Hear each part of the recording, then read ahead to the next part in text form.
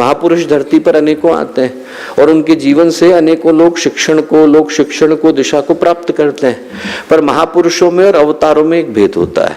भेद ये होता है कि अवतार भी लोक शिक्षण के लिए जीवन को जीते हैं, पर उनके आने के साथ साथ वातावरण की दिशा और काल चक्र का जो निर्धारण है वो बदल जाता है।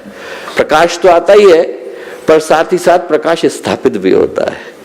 आप ऐसे समझिए कि जैसे अंधेरे में जुगनू भी रोशनी देता है, टॉर्च भी देती है, ट्यूबलाइट भी देती है, हैलोजन भी देती है, ये सब जलते हैं तो अंधेरा जाता है।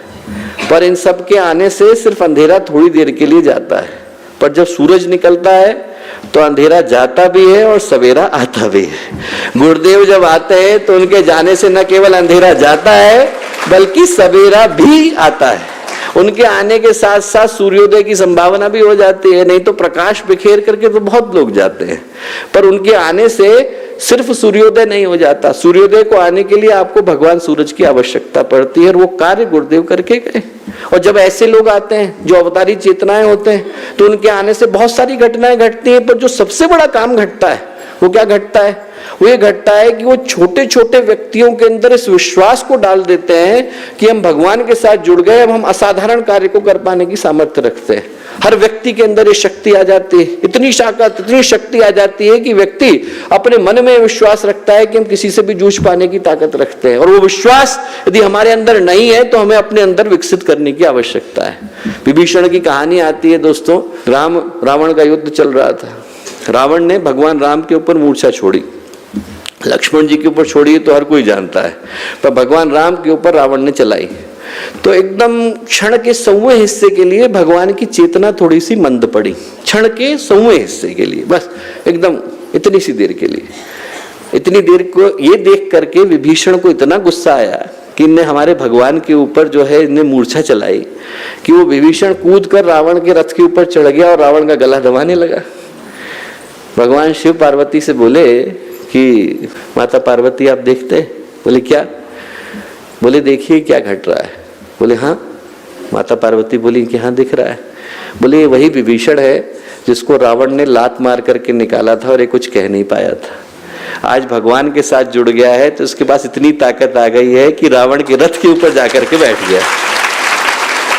भगवान के साथ जुड़ जाने के बाद जटायु के पंखों में बल आ जाता है। वो जटायु जो ये सोच करके बैठा था कि अब मैं बूढ़ा हो गया किसी काम का नहीं, उसके पंखों में इतना बल आ गया कि वो जाकर के रावण से जूझ गया।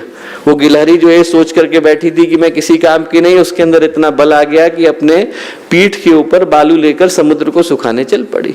भगवान के साथ जुड़ जाने के बाद बल आ जाता है। और हम लोग सोच के देखें हमारे अंदर नहीं आया क्या? हम लोग कैसे अनगढ़ थे, हमें भगवान ने क्या बना दिया। हम लोग जो बोल नहीं पाते थे बोल रहे हैं, जो कुछ कर नहीं पाता था वो कर रहा है। ओमकार भाई साहब का हारमोनियम में स्वरलिपि पे गाना नहीं निकलता था। एक दिन जो है बहुत दुखी होकर के गुरुदेव के पास जाकर के बोले कि गुरुदेव निकलता नहीं है। अगले क्षण पहले ही जो गीत गाने के लिए बैठे हारमोनियम पर तो स्वरलिपि के साथ गाना निकलना शुरू हो गया। हमारे माकड़ोन में सरिया बाबूजी हैं, वो पोलियो हो गया था, पैर बिल्कुल काम नहीं करता था उनका, बिल्कुल चल नहीं पाते थे, एकदम किसी स्थिति में नहीं थे। और ऐसी स्थिति में उनकी माँ ने ले जाकर के गुरुदेव के गोद में रख दिया। गुरुदेव की गोद में रखा। गुरुदेव बोले कि चलेगा नहीं, दौड़ेगा, दौड़ दौड़ करके मेरा काम करेगा। आज दौड़ दौड़ करके करते हैं पूरा उज्जैन से लेकर माकड़ोन का क्षेत्र। हम सोच करके देखें कि हमारे जीवन में गुरुदेव के साथ जुड़ने के बाद ऐसा नहीं घटा क्या? जो चल नहीं सकता था वो चल रहा है, जो बोल नहीं सकता था वो बोल रहा है, जो गा नहीं सकता था वो गा रहा है। हम में से प्रत्येक के जीवन में कुछ ऐसी ही घटना तो घटी। और यदि हम अपने जीवन का मूल्यांकन करके देखें तो हम में से कोई लोहा था, गुरुदेव के साथ जुड़ने के बाद सोना हो गया। कोई बिल्कुल अनगढ़ था, गुरुदेव से जुड़ने के बाद सुगढ़ हो गया। किसी को बोलना नहीं आता था, खड़ा नहीं होना पाता था, और अब हजारों के बीच में आदमी खड़े होकर के बोलता है और मन में विश्वास होता है कि गुरुदेव हमारे साथ खड़े। ये जो विश्वास गुरुदेव ने हमारे भीतर पैदा किया, ये अवतारी चेतना से जुड़ जाने के बाद ही व्यक्ति के जीवन में आ पाता है। हमारे YouTube चैनल शांति कुंज वीडियो गायत्री परिवार को सब्सक्राइब करें एवं बेल आइकन जरूर दबाएं ताकि गायत्री परिवार की विभिन्न गतिविधियों की जानकारी आपको मिलती रहे।